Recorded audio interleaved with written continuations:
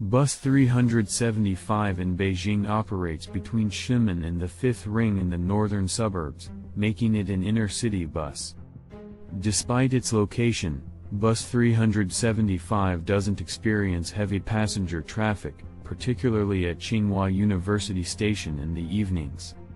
On a winter night in 1995, all passengers disembarked at the Beijing Sports University Station at 10 p.m. leaving only the female driver and the female supervisor on board. In 1993, Beijing initiated the process of phasing out ticket collection on its buses, but Bus 375 still employed ticket collectors. With the shift in the transportation system, former ticket conductors found themselves out of work and transitioned to driving instead. The female driver of Bus 375 was one such ticket conductor who had recently made the switch. At the Sports University Station, two individuals boarded the bus, an old man and a young woman named Han, who was 25 years old and a student at the university. As she was preparing for a tournament, she was required to stay late for practice. Upon entering the bus, Han took a seat in the front while the old man, who was the university's gatekeeper, limped behind. The old man was a war hero who had fought in the Qing dynasty and received numerous medals. He was injured in battle, resulting in a broken arm and a limp, but still returned to Beijing and was employed as a security guard at the sports university.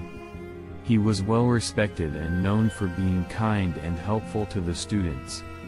With only 2 passengers on the bus, plus the female driver and the female ticket collector, there were a total of 4 people. Han was headed to the suburbs and had to sit for 6.7 stops until she arrived. During the trip, 3 masked men wearing military uniforms suddenly boarded the bus and stood instead of sitting, despite there being many empty seats. Han was initially puzzled by their presence, but then thought to herself that in this day and age, anything is possible. A few minutes later, the old security guard approached Ms. Hong and sat beside her. Ms. Hong wondered why he chose to sit next to her when there were many other seats available. Suddenly, the old man tapped her on the back, surprising her. She looked at him, but he seemed excited and winked at her. Ms. Hong felt uneasy, thinking that he might be drunk and acting inappropriately. However, she hesitated to speak up, as she couldn't imagine a heroic warrior behaving like that. The old man tapped her back again, and Ms. Hong stood up, shouting, "What are you doing? Are you harassing me?" The old man argued with Ms. Hong, "Who is harassing you? Let's talk properly. I need someone to settle this." The female ticket conductor tried to mediate, saying, "Please, let's calm down. This old man doesn't seem like a harasser. It might just be a misunderstanding." However, the old man grabbed Hong's bag, insisting that he was seeking justice. He then demanded to get off the bus immediately. The female driver had no choice but to stop the bus so that the old man and Ms. Hong could get off and resolve the issue. As soon as they disembarked, Bus 375 quickly drove away.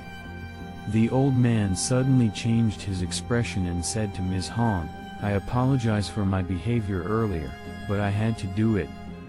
I couldn't save the female driver and the conductor, but I was able to save you. Do you remember the 3 people in the car? They were floating in the air and didn't have legs. I heard about this kind of story when I was young, but I never thought I would witness it. I didn't dare to tell anyone, so I pretended to argue with the female driver and pulled you away. I couldn't do anything for the female driver and the conductor." Ms. Hong was stunned and asked, "What are you talking about? What happened?" The next day, the Beijing police reported that Bus 375 was found overturned and burned to ashes on the side of the road, 100 kilometers away from Beijing. The female driver, the conductor, and an unnamed person were found dead and severely decomposed. The incident sparked widespread media coverage and speculation. Some analysts pointed out that it was impossible for the bus to travel 100 kilometers after running all day.